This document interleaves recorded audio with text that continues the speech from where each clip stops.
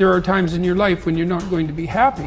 And then what are you going to do? Your goal is demolished. And there are going to be plenty of times in your life when you're not happy. There might be years. And so it's a shallow boat in a very rough ocean. Without a plan, you're gonna stay right where you are. It's time for you to make a move. Write the rules. Be your own director. Take the power. So what's your plan? How are you willing to change? What is it that you're going to do to make a difference? Make today different than it was yesterday? What actions are you willing to take? The least we can do is consider what we've done and individually, collectively do the best we can to try and turn this thing around. I blame no one. I look in the mirror. On the other side of it, what an opportunity we have, because tomorrow's the first day of the rest of our lives. So what an opportunity we have. For far too long, you've allowed the volume of your past misfortunes, your past setbacks, and your past failures to play way too loudly in your speaker of life. I need you to turn down your past failures and make room to turn up your future success. You have got to change the way you think. It is the whole determining factor of where you go in life. We are all where we are today because we thought ourselves to this position. If you don't like the position, think yourself out of it. You know what passion is? Passion is an emotion. It's an emotion without an action. Passion will get you nowhere. Inner drive will get you nowhere unless you act on it. You have to act on your passion. You have to act on your inner drive. Don't let those feelings stay inside of you. You got to know what to do with them. You got to know how to make them work in order to get what you want. Don't keep it inside. And so embrace the fact that you're going to have to sacrifice and suffer to some extent. Once you've embraced that it's going to happen, it's almost not that bad. Push yourself, get it done, make it happen. Stop looking for external motivation and start building that fire inside of you. Start adding more logs, more petrol to those flames every single day. And when that thing tells you to quit, you look at it in his eye and say, I ain't going nowhere. I will break you before you break me. You will not defeat me. You will not destroy me. You owe it to yourself to feel the pride of knowing you made your life. You didn't get lucky. You worked for it. You sacrificed. When it was hard, you pushed harder.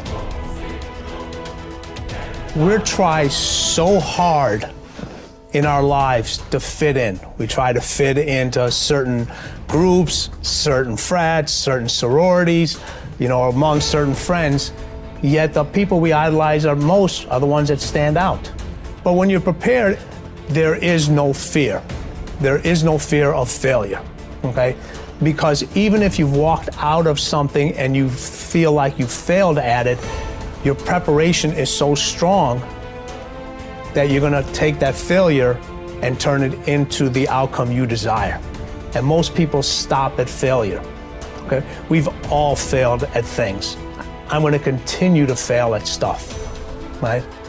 It's the most powerful tool you can use, but it all depends on how you use it. We talk about it in Relentless, okay? A scalpel, okay? In the hands of an individual, it can do unbelievable damage. In the hands of a professional, of a doctor, it saves lives. So it's the same thing with failure. It's how you use it. It's that drive inside of you, okay? It's what we talk about, the dark side. The dark side is filled with failure, but it's the fuel that burns you like something that's never burned inside you before. Fully mature people accept that their actions have consequences. A fully functioning adult knows that he or she can choose an action, but once the action is taken, both predictable and unpredictable consequences will follow. The true adult accepts that for every cause there will be an effect. For every action, there will be a reaction. You can choose the action before you act, but you cannot choose or control the consequence or reaction afterward. Intelligent adults are very careful about the thoughts they think and the actions that they take. They do not fool themselves or engage in self-delusion. They don't pretend that things might happen differently, nor do they trust to luck. inactions also have consequences. What are called crimes of omission are often more serious to your long-term prospects than the mistakes you make.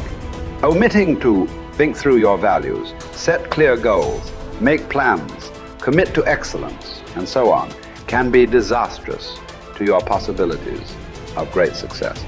The starting point of success is the acceptance of reality. What cannot be cured must be endured. Often people will come to me with challenges they are facing, and I will ask them this simple question: is this a problem or is this a fact? If it's a problem, it's amenable to a solution. There is something that you can do to change it. If you are not happy with the situation, it is up to you to go and do whatever you can to resolve it. A fact, however, is different from a problem. It is something that exists, like the weather, like rain or snow. There is nothing that you can do about it. You can solve problems, but the reality principle says that you have to learn to live with facts. Something unfortunate that has happened is a fact.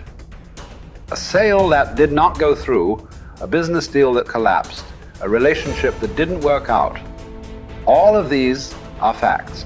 Many people waste an enormous amount of emotional energy struggling with facts when they would be much better off concentrating on doing better in the future. Your goal is to be happy, confident, and optimistic. The way that you achieve this is by making these positive responses so automatic that you remain predominantly happy, confident, and optimistic no matter what happens. You can achieve this result by taking specific, proven, practical steps that have been used by millions of people and which work with virtually unfailing certainty. The starting point is accepting complete responsibility for every aspect of your life. The law of sowing and reaping, whatever you sow or fail to sow, is going to determine what you reap in the end. The law of accumulation reminds us that everything counts. Every positive step you take is moving you toward building a great life for yourself. Every positive word or thought or image is deepening your belief and increasing your confidence in your ability to achieve wonderful things. Finally, remember the law of reversibility. If you act in a manner consistent with high performance and high self-confidence, those very actions will generate the feelings consistent with them. Every positive, constructive action that you take in the direction of your dreams and goals will reinforce your belief in yourself and in your ability to accomplish your ideals. The challenge for building good habits and breaking bad ones is often finding a way to pull the long-term consequences of your bad habits into the immediate moment. So you feel a little bit of pain right now and want to avoid it. And the long-term rewards of your good habits into the immediate moment so that you have a reason to repeat it again in the future. Each behavior casts a vote for the type of person that you want to become.